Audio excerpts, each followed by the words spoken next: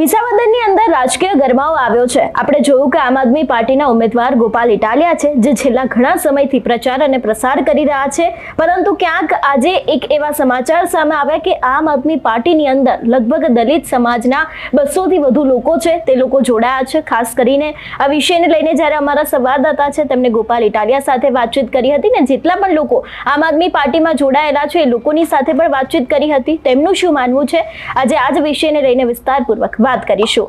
નમસ્કાર, હું હંસિની અને તમે જોઈ રહ્યા છો નિર્ભય ન્યૂઝ। ગુજરાતની અંદર જ્યારથી બે પેટા ચૂંટણી જાહેર થઈ છે ત્યારથી તેના રાજકારણમાં ગરમાવો આવ્યો છે। ખાસ કરીને કડીની અંદર પણ અત્યારે હાલ રાજકીય માહોલ જામ્યો છે અને તેની જ સાથે વિસાવદરમાં પણ કંઈક અત્યારે હાલ આવી જ તૈયારીઓ છે તે દેખાઈ રહી છે। ખાસ કરીને જો વાત કરવામાં આવે ગોપાલ ઇટાલિયા વિશે, તો ગોપાલ ઇટાલિયા છેલ્લા ઘણા સમયથી ભારતીય જનતા પાર્ટીની પોલ ખોલી રહ્યા છે, ઘણા બધા કૌભાંડ બહાર પાડ્યા છે, પરંતુ ક્યાંક આજે 200 થી વધારે દલિત સમાજના લોકો છે જે લોકો આમ આદમી પાર્ટીમાં જોડાયા છે। સૌથી પહેલા તો અમારા સંવાદદાતાએ જે ગોપાલ ઇટાલિયા સાથે વાતચીત કરી હતી તે સાંભળીએ અને એ બાદ જે લોકો જોડાય છે એ લોકોનું શું માનવું છે તે પણ સાંભળીએ।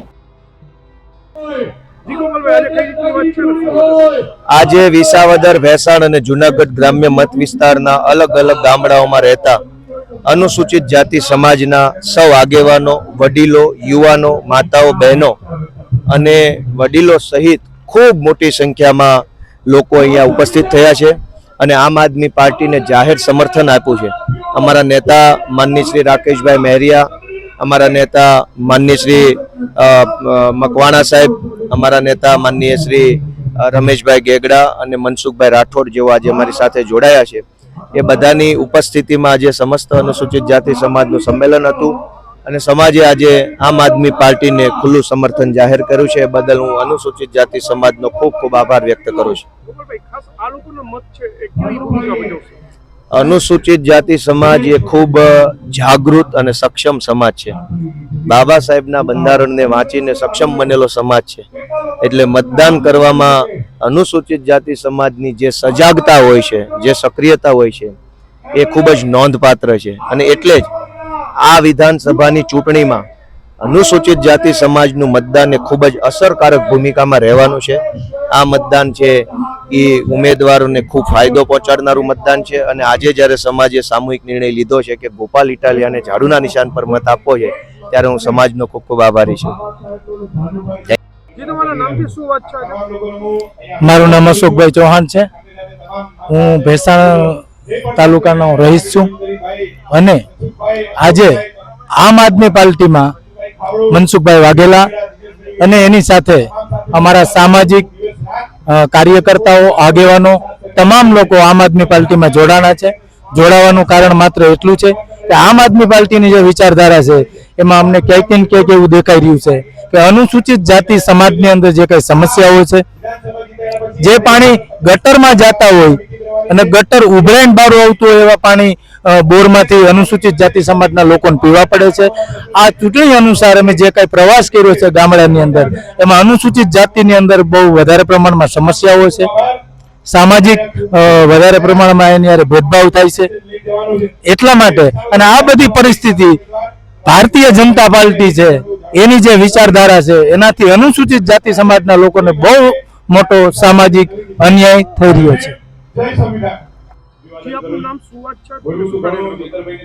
મારું નામ મનસુખભાઈ વાઘેલા, હું સામાજિક આગેવાન છું અને આજે અમે આમ આદમી પાર્ટી દ્વારા જુનાગઢ ગ્રામ્ય અને ભેસાણ વિસાવદરના મતદારો જે અનુસૂચિત જાતિ સંમેલન બોલાવવામાં આવેલું છે, ત્યારે આજે મારી સાથે અમારા સમાજના માજી સરપંચો, માજી ચેરમેનો, સામાજિક ન્યાય સમિતિના ચેરમેનો, તમામ આ વિસાવદર વિધાનસભાના ઉમેદવાર ગોપાલભાઈ ઇટાલિયાના સમર્થનમાં આજે ભેગા થયા છીએ અને આપણે આજે અનુસૂચિત જાતિ સમાજના આગેવાનો દ્વારા ખુલ્લું સમર્થન આપી અને આમ આદમીમાં જોડાણા છીએ।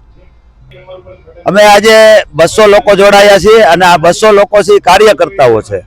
સમગ્ર અનુસૂચિત જાતિ એટલે કે ભેસાણ વિસાવદર જે મત વિસ્તાર છે, જે વિધાનસભા છે, એના સમગ્ર આગેવાનો જોડાઈ ગયા છે। એટલે જે અમારા દલિતોના જે મત છે એ આમ આદમી પાર્ટીને નિર્ણાયક રહેશે, કારણ કે આજે ભાજપ અને કોંગ્રેસ અને જે ઉમેદવારો ત્રણે ત્રણ પાટીદારો હોય છે ત્યારે જે કઈ નિર્ણાયક મત છે એ અનુસૂચિત જાતિના હોય તો આ અનુસૂચિત જાતિના તમામ કાર્યકર્તાઓ જોડાય અને આજે સાબિત કરી દીધું છે કે ગોપાલભાઈ ઇટાલિયાને સમર્થન કરી અને અમે વિજય બનાવવાના છીએ.